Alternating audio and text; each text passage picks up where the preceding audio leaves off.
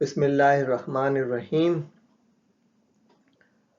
وقت کے بہتر استعمال کے حوالے سے ہم گفتگو کر رہے ہیں۔ وقت کے بہتر استعمال کے لیے یہ بھی ضروری ہے کہ آپ میں وہ خصوصیات ہوں جو ایک کامیاب فرد کے اندر ہوتی ہیں۔ ان خصوصیات کو اپنانے کے باعث آپ وقت کا بہتر استعمال کر سکتے ہیں۔ یہ کامیاب فرد کی چند خصوصیات کا جائزہ لیتے ہیں جس کے باعث اگر ہم انہیں اپنا لیں تو پھر ہماری زندگی بھی منظم ہو جاتی ہے اور ہم اپنے وقت کو بہتر طریقے سے استعمال کر سکتے ہیں۔ جب ہم کامیاب فرد کی پہچان اور خوبیوں کا جائزہ لیتے ہیں تو پہلی خوبی یہ ہوتی ہے کہ وہ کام کی ذمہ داری اٹھاتا ہے، یعنی احساس ذمہ داری اس کی اہم خصوصیت ہوتی ہے۔ نمبر 2، وہ مسئلے کا تفصیل سے جائزہ لیتا ہے، یعنی باریک بینی سے کام لیتا ہے اور تفصیلی مطالعہ کرتا ہے۔ نمبر 3، وہ دوسرے کامیاب لوگوں کی عزت کرتا ہے اور ان سے سیکھنے کی کوشش بھی کرتا ہے، یعنی اس میں دوسروں کو تسلیم کرنے کا حوصلہ بھی ہوتا ہے۔ کامیاب فرد یہ جانتا ہے کہ وہ کون سے معاملات ہیں جن کے لیے پوزیشن لینی چاہیے اور کون سے ہیں جو کہ قابل مصالحت ہیں، یعنی وہ حکمت اور مصلحت کو پیش نظر رکھتا ہے۔ وہ ذمہ داری کو اس سے زیادہ محسوس کرتا ہے جتنا فرض منصبی کا تقاضا ہوتا ہے۔ وہ شکست کا اتنا خوف نہیں رکھتا جتنا ہارنے والا خوف زدہ ہوتا ہے۔ کامیاب فرد عملاً دکھاتا ہے کہ وہ اس غلطی کو دور کرنا چاہتا ہے، یعنی اپنی غلطیوں کا اعتراف کرتا ہے اور حسب موقع معذرت بھی کر لیتا ہے، معافی بھی مانگ لیتا ہے۔ وہ جانتا ہے کہ وہ اچھا ہے مگر اس بات کو تسلیم بھی کرتا ہے کہ اتنا اچھا نہیں ہے جتنا ہونا چاہیے۔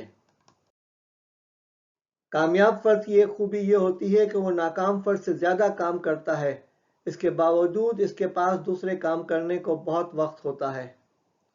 کامیاب فرد اپنی رفتار کا تعین کرتا ہے اور جائزہ لیتا رہتا ہے، منزل سے فاصلے کو دیکھتا ہے اور اسے عبور کرنے کی کوشش کرتا رہتا ہے۔ کامیاب فرد کہتا ہے کہ اس کام کے لیے کوئی بہتر طریقہ ہونا چاہیے اور خوب سے خوب تر کی تلاش میں رہتا ہے۔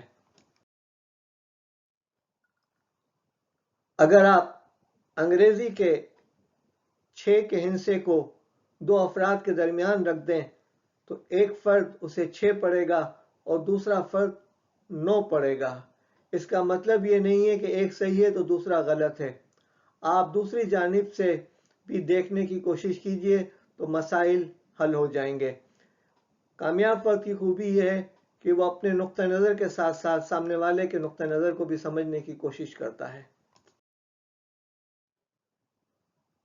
وہ اردو کے 4 حروف ر، ف، ی، قاف کے 3 الفاظ بنانے کی کوشش کرتا ہے۔